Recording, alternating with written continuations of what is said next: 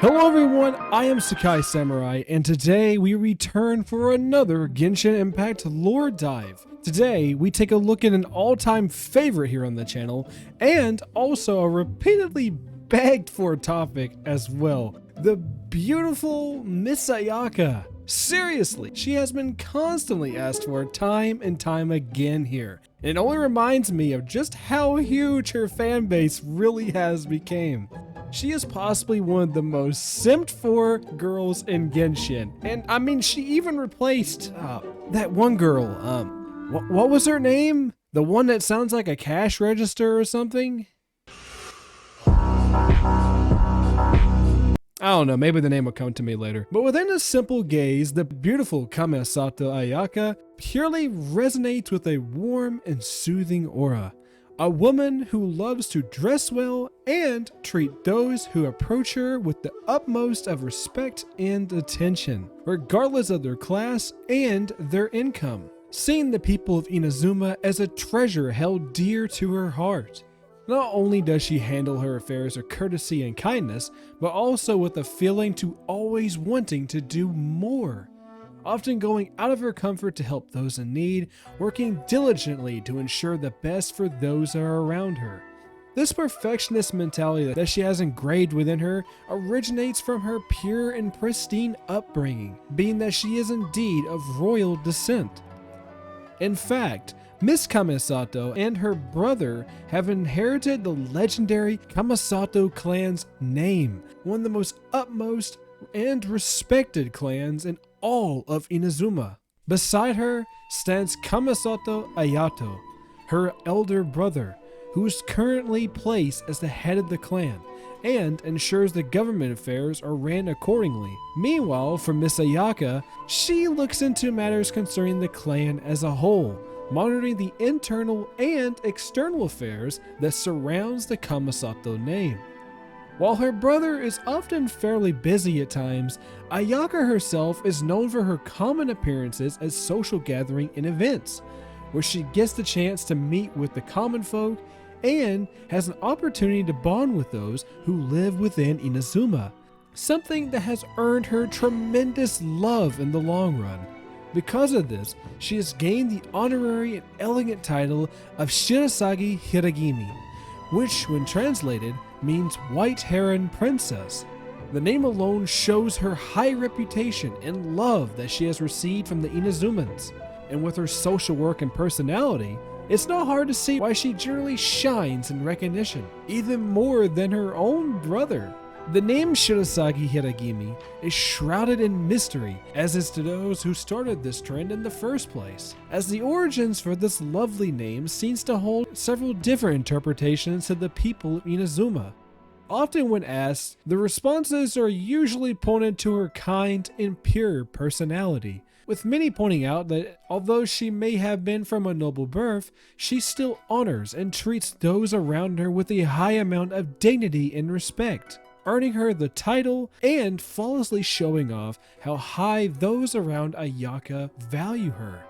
While other sources point to her beauty and natural demeanor, with her elegant and proper speaking patterns and her correct and neat mannerisms, many simply respond with the question by saying, well, with all these neat and pristine character traits, why wouldn't a woman such as herself be claimed as a princess?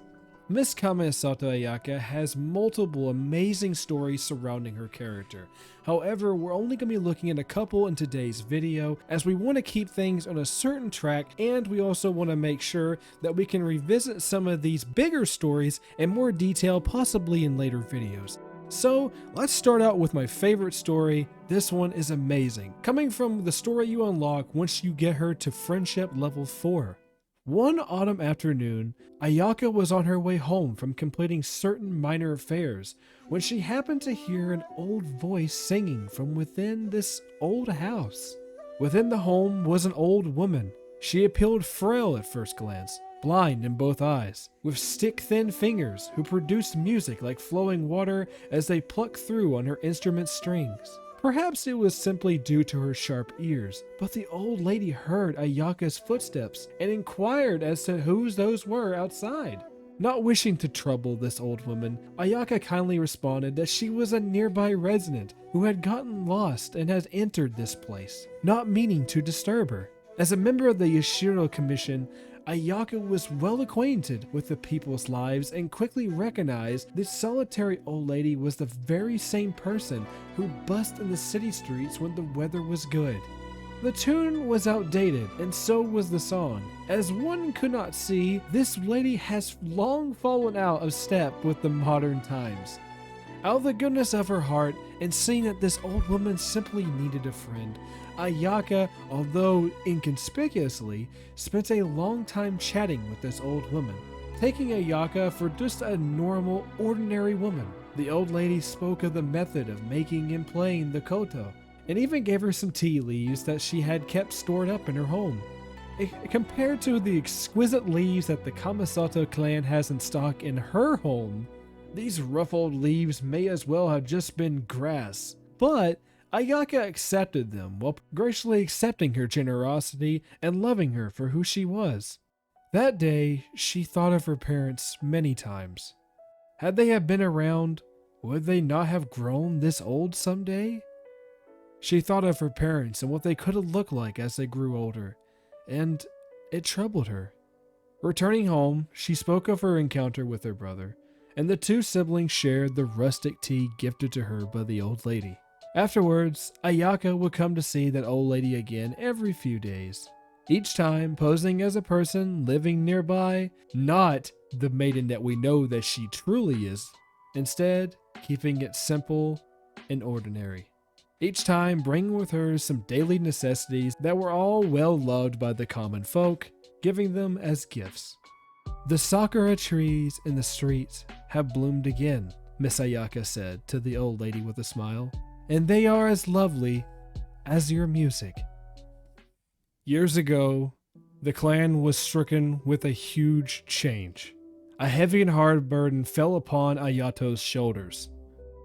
During this time, Ayaka was still much younger and had not bloomed into the mature person that she is now.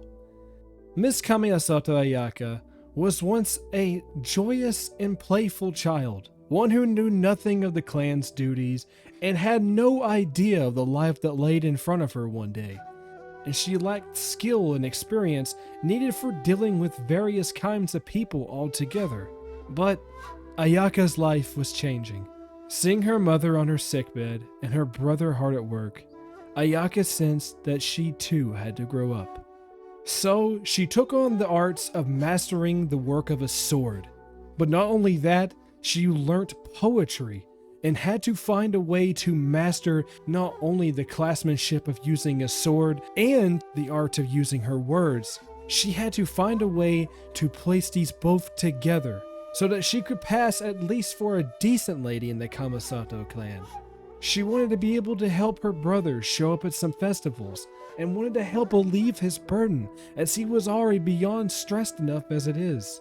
In all honesty, Ayaka was not truly gifted, and would spend much of her time being troubled by her inability to memorize poetry, often failing to collect her words. Writing elegantly was often a chore for her, and she often fumbled at brandishing her sword. But she did not give up. A poem she failed to memorize once would be memorized 50 times over.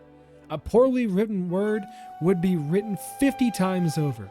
And a sword technique that failed would be swung 50 times more until she got it right. None may deflect a swing that has been practiced 1,000 times. And this was something her mother had told her. Words that she would carry on in her heart for the rest of her life. It was when her mother left this world that Ayaka was no longer little Miss Ayaka. She was now Kamisato Ayaka, the young lady of the Kamisato clan, one of the shogun's 3 great clans, and she wore that name with honor. Sword art training thus became part of her daily life and had remained so to this day without pause.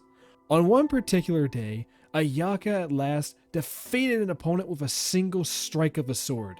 And in that instant, she stood in the middle of the dojo, and there upon the tip of her sword hung a vision, icy and bright. Ayaka then proudly said the words, "None may deflect the swing that has been practiced 1,000 times." And that is the story of Kamisato Ayaka, everybody. Guys, thank you so much for watching today's video. I had so much fun putting this together. Kamisato Ayaka is one of my favorite characters of all time. I know so many people have been so excited and waiting on this video for a long time. I'm so sorry it took a while for this to come out. I know it is way overdue. Guys, I ended up taking like a month off. I totally didn't mean to be gone that long. I've been kind of wrapped up on some things, but guys, I think the video should be back to our normal pace. I hope you all enjoyed this video once again. Make sure to subscribe if you haven't yet, and like it if you liked it, or dislike it if you didn't like it. Till then, everybody, I am Sakai Samurai, and I shall see you in the next video.